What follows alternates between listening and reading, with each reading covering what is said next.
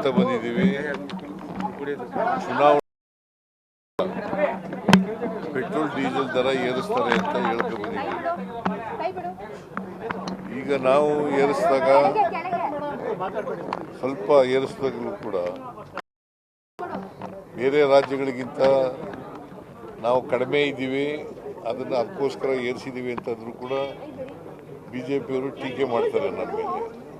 ನರೇಂದ್ರ ಮೋದಿಯವರು ಅಧಿಕಾರಕ್ಕೆ ಬಂತವಿಂದ ಇಲ್ಲಿವರೆಗೆ ಅನೇಕ ಸಾರಿ ಏರಿಸಿದ್ದಾರೆ.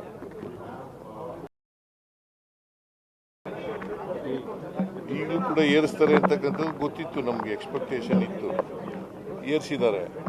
ಅಲ್ಟಿಮೇಟ್ಲಿ ಡೀಸೆಲ್ ಪೆಟ್ರೋಲ್ ದರ ಏರಿಸೋದು ಇದೆಯಲ್ಲ, ಇದು ಜನರ ಜೀವನದ ಮೇಲೆ ಭಾಳ ಪರಿಣಾಮ ಬೀರ್ತದೆ.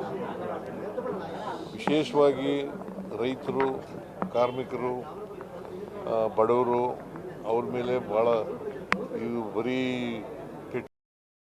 ಅಲ್ಲ. ಅದರಿಂದ ಇದನ್ನು ಖಂಡಿಸ್ತೇವೆ.